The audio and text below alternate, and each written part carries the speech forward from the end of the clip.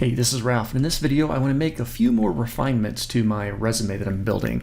So in the past couple videos, added this skills chart to my resume. And basically this is easy enough to edit. You can just right click on anywhere area of this chart, edit data. That's going to bring up that little Excel interface, and this would be the spot where you could easily retype or spell correct various areas. You could add new things, and you could change the values 0 to 1, 1 being 100%, your perceived skill level for that particular skill. Okay, so that's where we can take care of that, but let's do a few other things here. So I can see with my table layout that I'm constructing that obviously work experience doesn't really fit well in this space. So what I'm going to do is select all 4 of these cells. So I've selected those cells, and I'm on the layout ribbon for my table. I'm going to change the text direction. I'm just clicking that text direction button so that it reads left to right like that. And then they've got these little positioning buttons for that text. I think I'm going to do up center. There we go. And that allows that first column to be quite narrow, which is going to free up space. Now, I think it's still easy enough to read. You don't want to get too cutesy with your resumes, because remember, these resumes are going to be scanned in.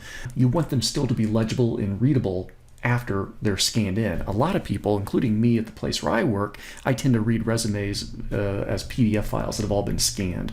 I can't remember the last time I've held a physical resume. However, you can be a little bit creative depending on the kind of job. So if it's with a web development kind of job, especially front-end development, then I would expect you to be a little bit more creative than if it was for, let's say, a management position or project management position. But even then, you could do some interesting things. So I've got that text aligned nicely. Now, although I'm using a table as a layout for this resume, it doesn't necessarily mean I'm going to want to keep those borders visible on the table. So what I would probably do, especially before printing or before saving as a PDF or before converting this into some other format, is I'd select that table with the little table selector button, and let's see, I'm going to be on table design, and then I would head over to border style perhaps, and I could choose, well, it gives me colors over there, so what I might do is go to the border drop down, and I would switch it over to no borders.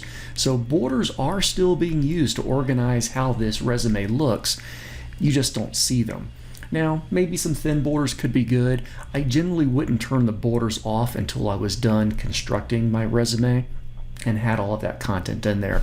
So what I'll do is I'll simply select that table selector tool, I'll head over to my borders, and maybe I'll go ahead and put all borders back on again. Doesn't matter that I can see them now, it actually makes it easy. Now in something like work experience, when I click in the work experience cell, you'll notice on my ruler, it gives me basically a 7-inch ruler up here, because it's kind of like a mini document right there inside of your main document. Each table cell is kind of like a mini document, and it can hold various tabs and stuff like that. So if I had a couple of jobs that I want to emphasize, maybe I might have the name of the job over on one side, and then I would use my right align tab. I'm using my tab selector tool over in that far left side, and I'm going to click on the ruler right there and drag to the right, and I'm going to put a right align tab kind of as reasonably far right as I can go. I now have a custom right align tab within that cell. So right after name a job, I can press my tab key and my insert, actually I take that back. Right after name a job, I'm going to press Control Tab. I forgot that in a table, pressing the tab key by itself is going to move from cell to cell, and that can be convenient. Now that I'm over there, and this is where I can have my starting date dash my currently employed, or my end date or something like that.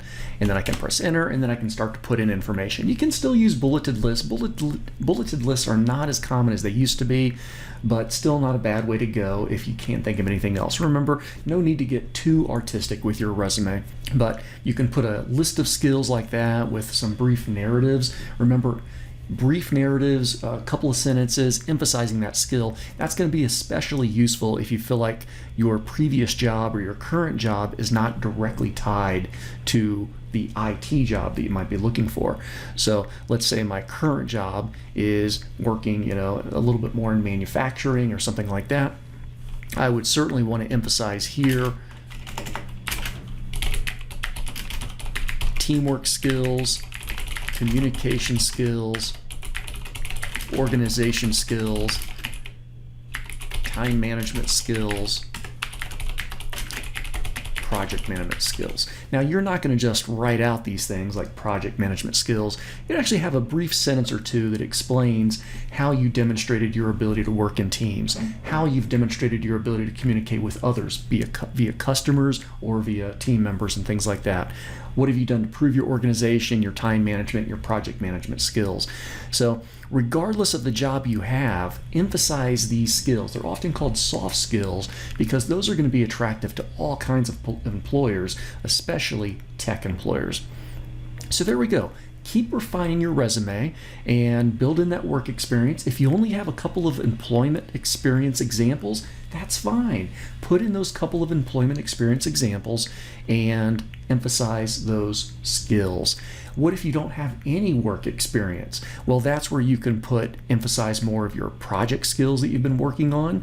And project skills can also include hyperlinks to your CodePen pages, your GitHub pages, your class portfolio pages, and things like that. Thanks for hanging out with me. Keep working on that resume. Take care.